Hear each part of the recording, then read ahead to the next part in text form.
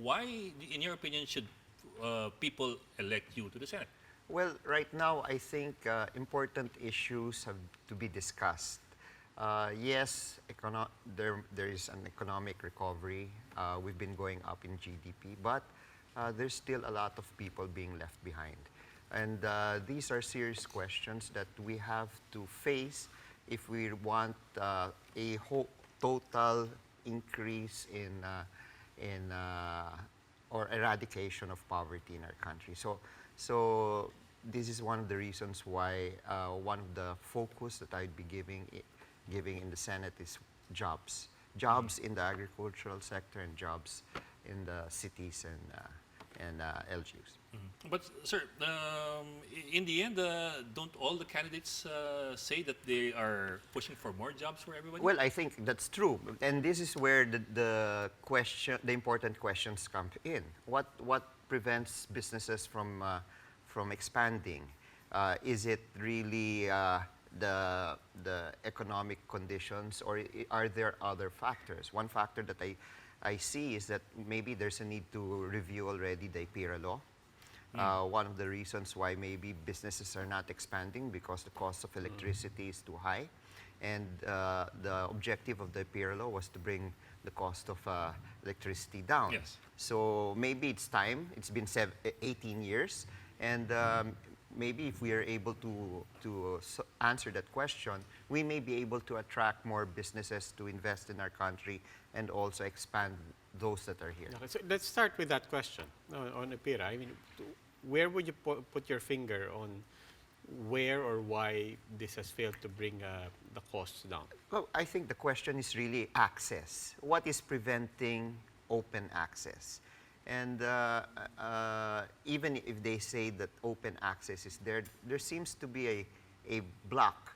And people keep on saying that once everybody competes, anybody can build their power plants, then prices will go down. But it seems that there's a hindrance in building power plants wherever people want them to build.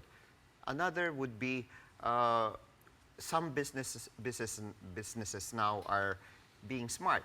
They now adopt renewable energy, let's say, in their own companies. And sometimes they also have a problem in trying to get permission from the ERC that they be allowed to generate. Set up their own. Yes. So these are questions that should be looked into, and maybe it's time to put curative amendments to the IPIRA. So the specific proposal would be what? Well, one is really to allow individual players to generate their own electricity in their own companies. I was in Roa City. A person came up to me after our press conference from the business sector. He informed me that he wanted to expand, and he wanted to do this by having his own plant in his company, and then he would share it in the community. But it seems that there are hindrances to doing that because, of course, you have now to relate to the electric cooperatives that deliver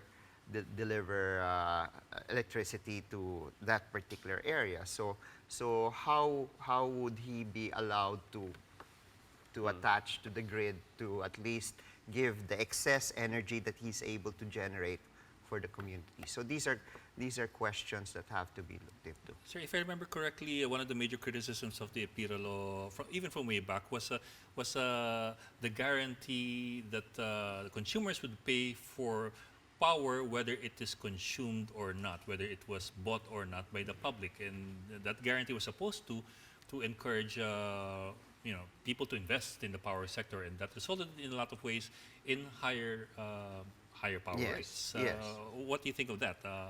Well, one way also is maybe what I've been looking into when I was in the House was to allow government also to come in, to be also in the power producer. And that would help also bring down electricity prices. Your campaign is also pegged on helping farmers and Yes. ordinary workers. So you're talking about inclusion, making economic growth more inclusive. Can you Yes. give us more specific Ami, proposals to do this? one of the problems I think we have right now is that one, our farmers are getting old, and if you look at it, you ask the children of the farmers if they want to be farmers, they will all say no, Yep. because it's a hard job. Number two, there's really no future. Now, of course, the question here, why is our farmers at this dire straits? Maybe one of the questions that our economic managers and agricultural officials fail to ask, they're only focused on production. No? So if ever we have a good harvest, agricultural sector has a good contribution to the growth in GDP. The problem that we have is they don't ask the next question. Have the lives of the farmers changed, even if they've hit the harvest? And most of them would say no. So the next question is why? And we were in Nueva Ecija last week, and the farmers that we've talked to said, we're still in the debt trap. No, parating baon sa utang. Kung maganda ang harvest, break even o konting kita lang ang nakukuha nila. And so again, we go back, what are the laws that are supposed to address the situation of the farmers being debt-ridden when they plant their produce?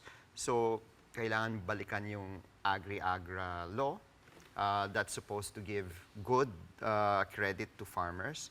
But the problem, of course, the banks still refuse to lend money to the farmers. They'd rather pay the penalty than lend or give loans to the farmers so that the farmers can continue in their agriculture.